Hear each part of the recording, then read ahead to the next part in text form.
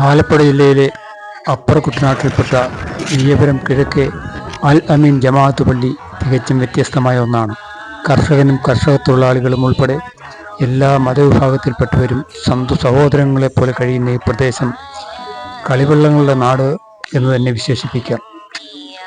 തോടുകളും നാട്ടുപാതകളും കുട്ടനാടൻ വള്ളങ്ങളുമൊക്കെയായി നിഷ്കളങ്കരായ സാധാരണക്കാർ താമസിക്കുന്ന ഈ പ്രദേശം ഇസ്ലാം മതം കേരളത്തിൽ വ്യാപകമായ കാലത്ത് തന്നെ മാലിക് ദിനാർ സ്ഥാപിച്ച പള്ളികളിൽ ഒന്നായിരുന്നു നിരണം പള്ളി.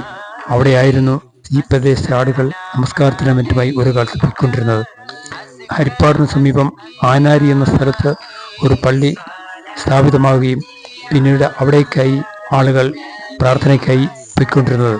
അതിനുശേഷമാണ് വിയ്യപുരം കിഴക്കേപ്പള്ളി നിർമ്മിക്കുന്നത്. ഏതാണ്ട് 200 വർഷത്തുള്ള പള്ളിക്ക് പഴക്കമുണ്ടെന്നാണ് വിശ്വാസം. ഈ പള്ളിയുടെ ആരംഭകാലത്ത് ഓല മേഞ്ഞ ഒരു ചെറിയ ഷെഡ് മാത്രമായിരുന്നു ഉണ്ടായിരുന്നത്. അക്കാലത്ത് ഈ ഓല ഷെഡ് മേയുവാനായി ഓരോ വീടുകളിൽ നിന്നും തെങ്ങോല വീതം പള്ളി എത്തിക്കുകയും അത് മെടഞ്ഞാണ് ഈ ഷെഡ് മേഞ്ഞിരുന്നത്.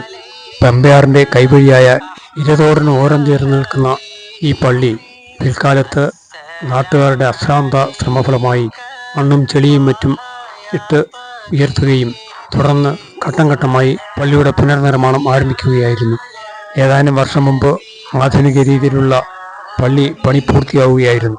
പഴമയുടെ നൈർമല്യവും ആധുനികതയുടെ പ്രൗഢിയും ഒത്തുകൂടിയ ഈ പള്ളി ഇവിടെ എല്ലാ മതവിഭാഗങ്ങളിൽപ്പെട്ടവരുടെയും അഭിമാനമായി ഇപ്പോഴും നിലകൊള്ളുന്നു.